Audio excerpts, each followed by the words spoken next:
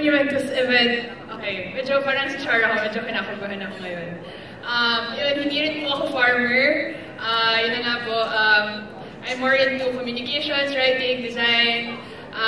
Pero at the same time, I think kaya rin important na na-invite nga rin po ako ni Chen dito, katulad ni Jenny is, kailangan din kasama sa usapan na ito yung mga taong hindi rin lang puro farming yung ginagawa. Para may iba rin ideas na ma-share. Tulad nga rin po ng ginagawa ko sa Muni, I like to bring different people together. Mag-go back to story lang ako ng slide. So, sa introduction ko nga po, sabi nila na I'm into conscious consumption and mindful living. And how this really started was, dun sa previous business ko, I was actually set up a business with a partner. Gumagawa kami ng graphic design, laptop sleeves, camera straps, shoes, tapos binibenta namin sa mga tao.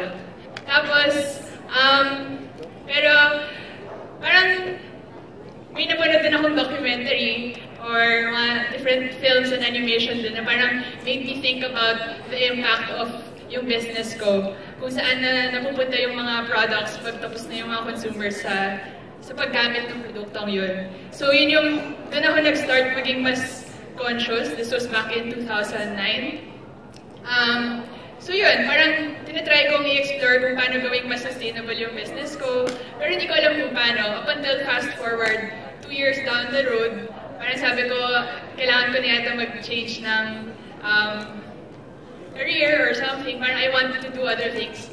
And parang hanapin yung mga taong yun din yung makakasagot din sa mga tanong ko about how to live a more sustainable life. So, yan, again, basically what we mean by mindful living is pagiging mas aware, mas conscious sa ginagawa natin everyday. Tulad nga ng sabi rin nila Jenny and I think Shar din earlier, yung just thinking about the things that we do everyday and parang pag-unawa na yung paano natin nililive out yung lifestyle natin, nakaka-impact talaga siya.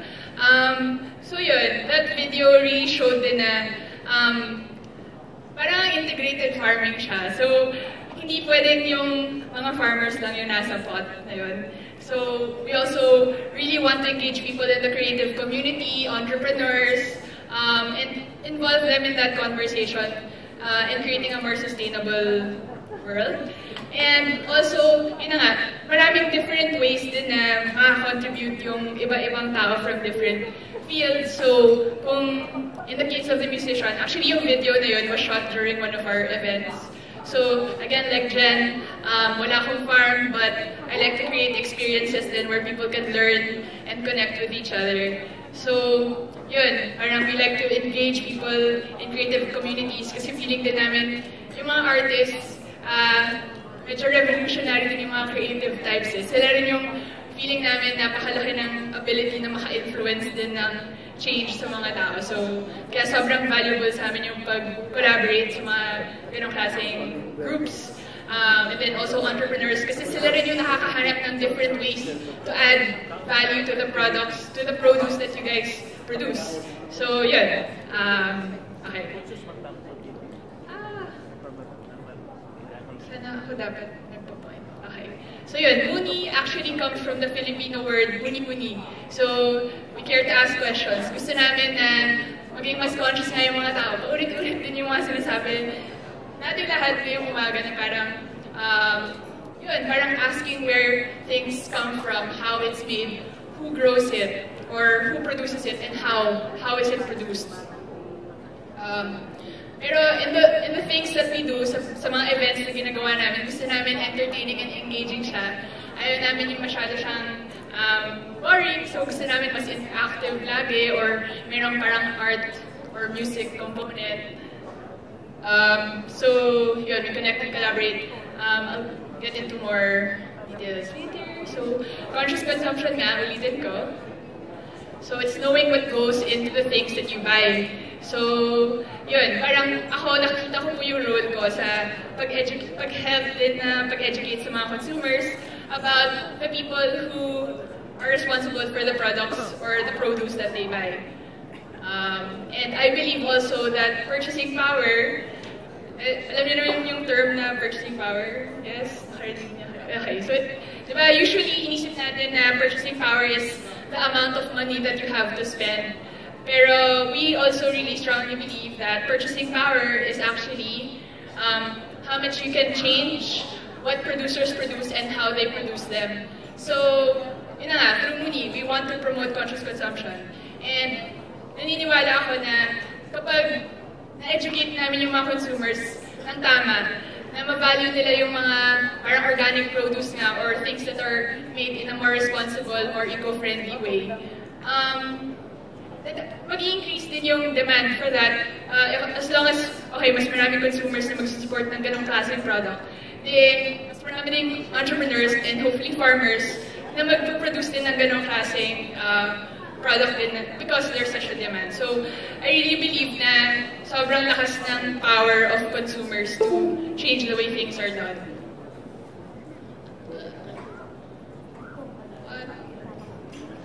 Okay, next. Okay. So, yun nga po. So, earlier, nakita nyo yung video na yun was actually shot during the Muni market. So, this is something na ginagawa ko since last year. It's a twice-a-year event na ginagawa ng group namin. So, the goal of the Muni market is to showcase different healthy food products, locally handcrafted and eco-friendly items. So, okay, sobrang awesome din ang ginagawa dito sa Organic Festival. Ang difference namin is apart from just showing food products, we also like to showcase different home and fashion items para lang, yun, para mas may variety lang din and para mas holistic din for us yung mapakita sa mga tao yung different ways sa lifestyle nga nila na maka-integrate ng more sustainable, eco-friendly living. So yun, we started this last year. Been doing it twice a year. We also did it twice this year. Nag-start kami with just 16 merchants. Sobrang humble dream lang siya last year. Grew to 30 later in that year. Tapos yung pinaka-recent na ginawa namin sa Capital Commons in Pasig, in Manila, we had 50 merchants. Again, different healthy food products, whether ready to eat or packaged, tapos mga home fashion, and also we had some bags. So yeah, one of the brands that we also work with are Rags to Riches. So gumagawa sila ng eco-friendly bags. Risque, she supports also local textile weavers and wood carvers through her shoes.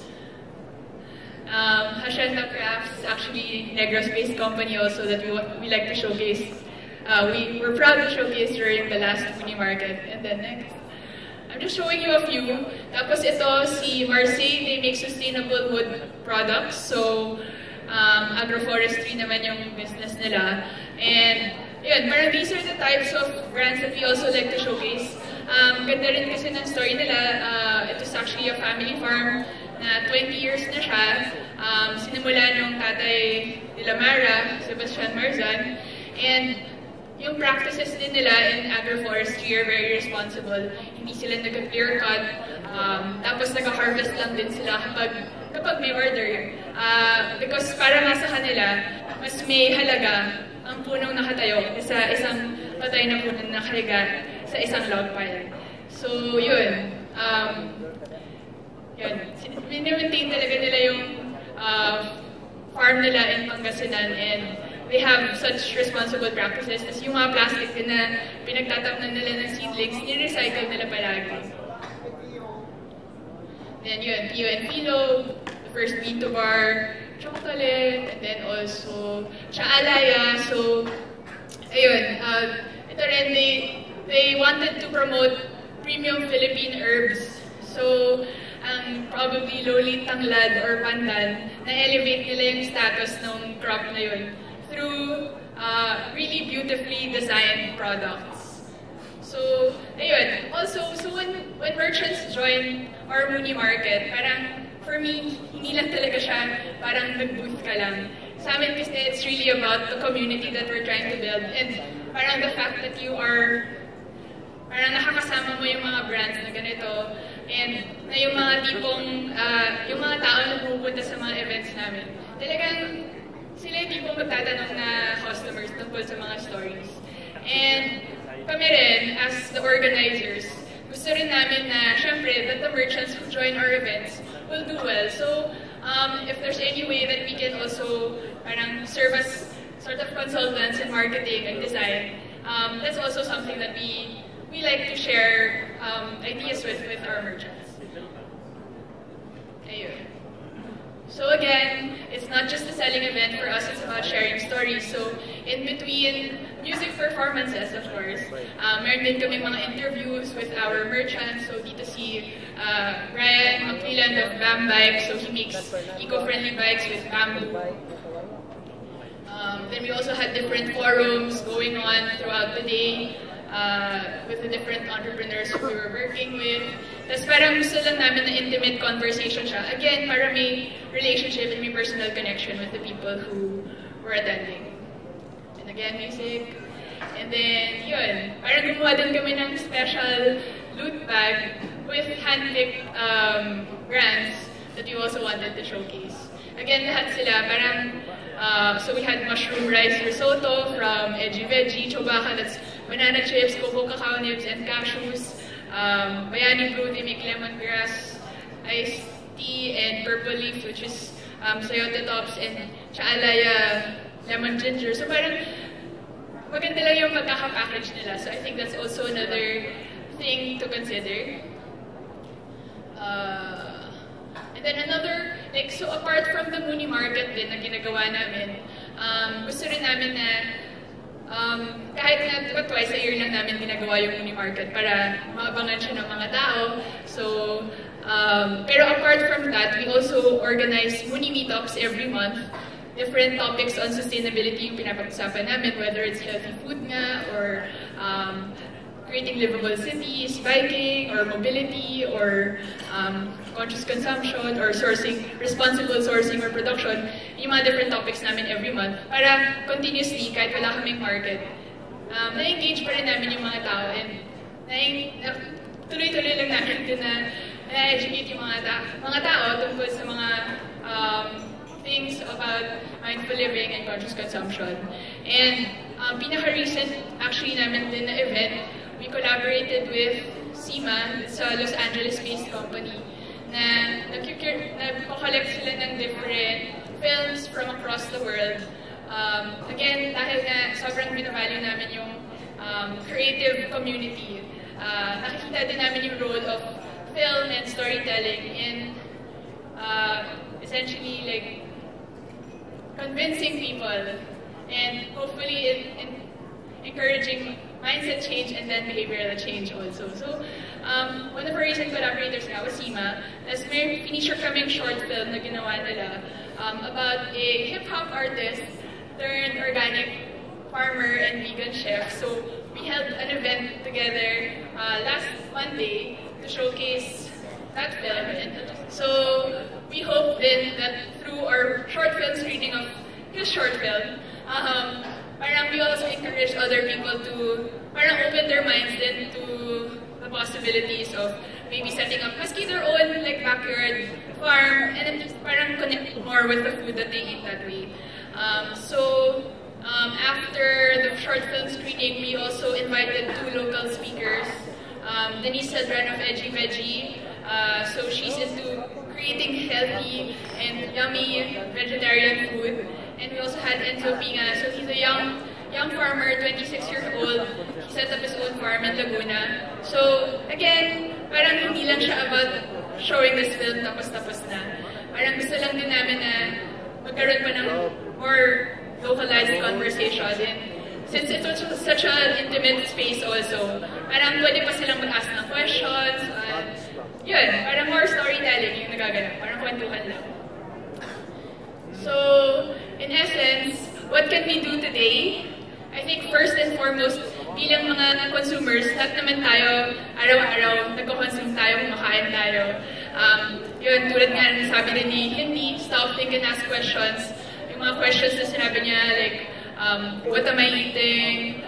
Where does it come from? Who grew it? How was it grown? Make manageable changes. Parang minsan, iniisip ng mga tao para maging mas healthy or mas sustainable yung lifestyle. So parang kailangan nilang maging parang hippie or something. Basta kailangan, hindi naman siya kailangan na magiging vegan ka kagad. Pwedeng mas kakain lang ng vegetables. So yun din yung tinatry namin i-share sa mga tao na nag-a-attend ng events namin.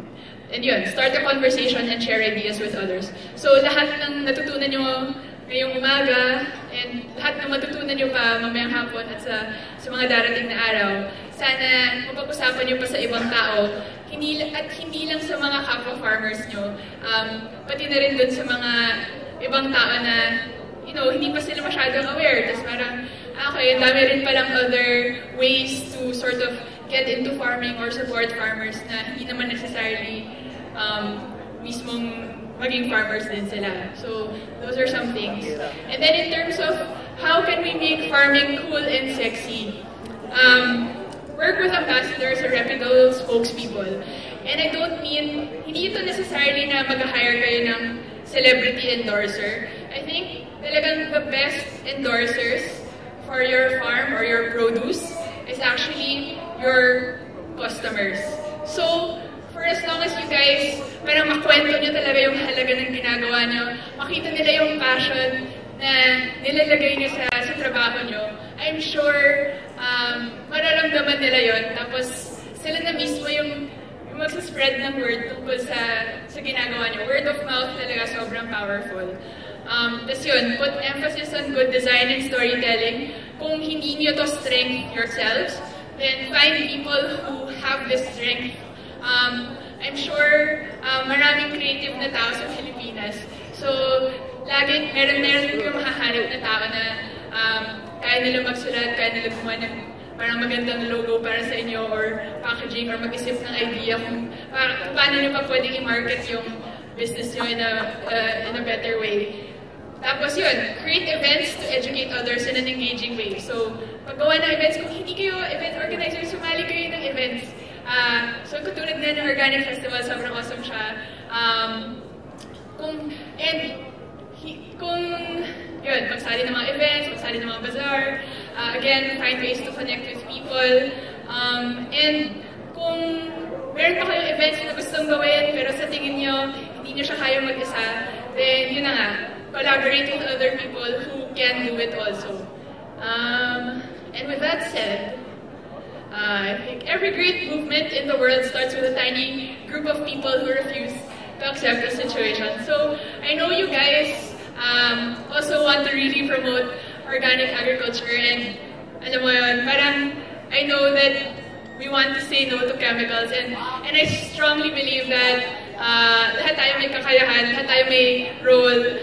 Yun nga, again, whether farmer, whether writer, designer, entrepreneur, environmentalist, dapat lahat ng tao sinasama natin sa conversation na to. So, yun lang. Thank you. Again, I'm Jen Horn of Muni. Kung gusto niyo po akong kontakin, yun po yung contact details namin. hello@muni.com.ph. We're also on Facebook. You can find our Facebook page, MuniPH. Meron din po kaming Facebook group. Pwede niyo po siyang salihan. Pwede rin po kayo mag-share ng links doon about other resources or mga references na pwede niyo pong pagkuhanan ng inspiration or gusto niyo i-share sa ibang tao or other events that you also want people to join. Then yun po. Thank you.